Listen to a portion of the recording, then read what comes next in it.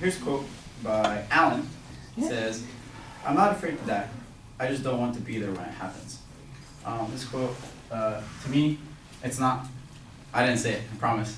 But to me, I kind of agree with it to a point, and at the same time, I don't really agree with it. First off, there are a couple instances in history that oh wait, just kidding. Sorry, wrong quote. Sorry. "Diplomacy is the art of saying nice doggy till you can find a rock," by Caitlin. Sorry, I totally read the wrong one. I agree with this to a point. Let me give you a couple examples.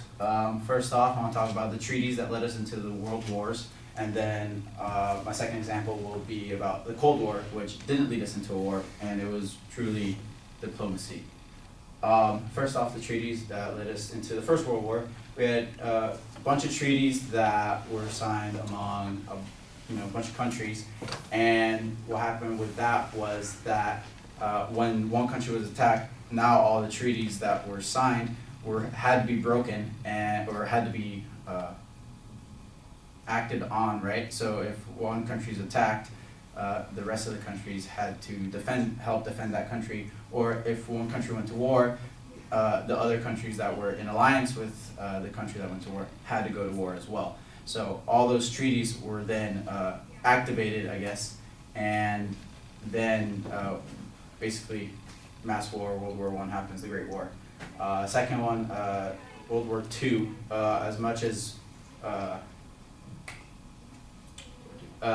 when Germany started attacking Poland and the Soviets started attacking, the treaties with NATO and everybody had to basically, again, the treaties were activated, and so all the diplomacy that was going on ended up being broken, and again we went to war, and then it ended up with again another treaty, which, well, we know how.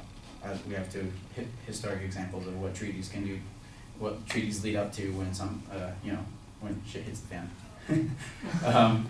And then the reason I disagree with it is because we did have another instance where we were close to going to war a third time. The third time was the Cold War with Russia and the United States. Well, it's not even Russia; it was the Soviet Union at that time. And so the two countries, the reason it's called the Cold War is because there was never any declaration of war. It was never any active shooting. There were no, people weren't invading each other. It was more of like the space race and the atomic race, where as much as, and all the, the Cuban Missile Crisis, all that diplomacy that was going on with us trying to blockade the Russians from coming, the Soviet Union from coming into Cuba, and trying to build the atomic bomb quicker, stronger, more powerful, and Russia doing the same, and Russia at the same time, Soviet Union at the same time trying to go through our blockade, and all that diplomacy ended up, stopping what could have been a third world war. In conclusion, I've talked about, like I said, I agree with the quote, "Diplomacy is the art of saying nice doggy till you can find a rock," by Caitlin. But at the same time, I only agree with it to a point. I've listed that the two world wars and the Cold War.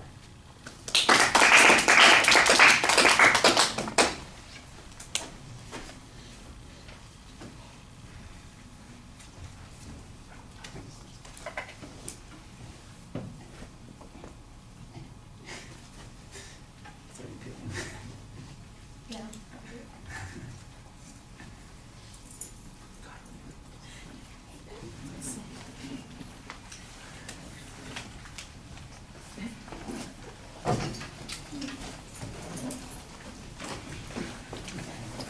Well, obviously, there was a little bit of confusion there at the beginning Yeah. about what the topic was. Yeah.